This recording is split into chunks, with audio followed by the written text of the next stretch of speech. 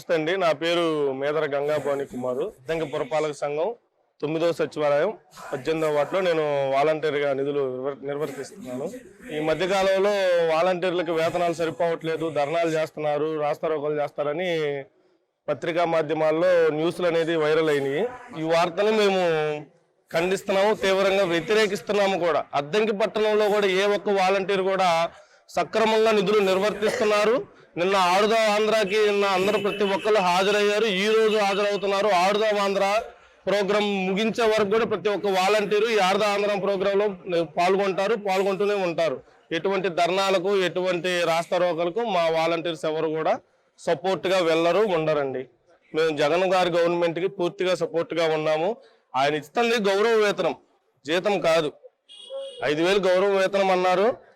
అవి వ్యవస్థ దేశానికి ఆదర్శంగా ఉంది. పైగా మార్చి నెల నుంచి తెలంగాణ నూతన ముఖ్యమంత్రి సీఎం రేవంత్ రెడ్డి గారు ఆల్రెడీ మార్చి నెల నుంచి అక్కడ కూడా వాలంటీర్ వ్యవస్థను ఏర్పాటు చేస్తున్నారు.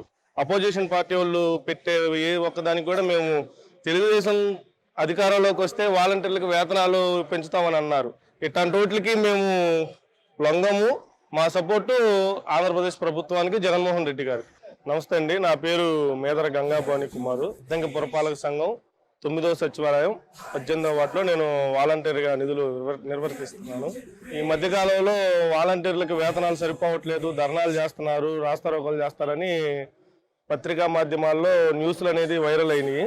ఈ వార్తని మేము ఖండిస్తున్నాము, తీవ్రంగా వ్యతిరేకిస్తున్నాము కూడా. అద్దంకి పట్టణంలో కూడా ఏ ఒక్క వాలంటీర్ కూడా సక్రమంగా నిధులు నిర్వర్తిస్తున్నారు. నిన్న ఆడుదాం ఆంధ్రాకి అందరూ ప్రతి ఒక్కరు హాజరయ్యారు. ఈ రోజు హాజరవుతున్నారు. ఆడుదాం ఆంధ్ర ప్రోగ్రాం ముగించే వరకు కూడా ప్రతి ఒక్క వాలంటీరు ఈ ఆడుదాం ఆంధ్ర ప్రోగ్రాంలో పాల్గొంటూనే ఉంటారు. ఎటువంటి ధర్నాలకు, ఎటువంటి రాస్తారోకలకు మా వాలంటీర్స్ ఎవరు కూడా సపోర్ట్గా వెళ్ళరు, ఉండరండి. మేము జగన్ గారి గవర్నమెంట్కి పూర్తిగా సపోర్ట్గా ఉన్నాము. ఆయన ఇస్తుంది గౌరవ వేతనం, జీతం కాదు. 5,000 గౌరవ వేతనం అన్నారు.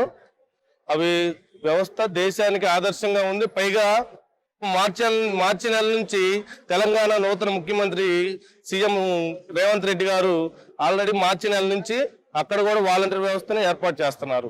అపోజిషన్ పార్టీ వాళ్ళు పెట్టే ఏ ఒక్కదానికి కూడా మేము తెలుగుదేశం అధికారంలోకి వస్తే వాలంటీర్లకు వేతనాలు పెంచుతామని అన్నారు. ఇట్లాంటి వాటికి మేము లొంగము.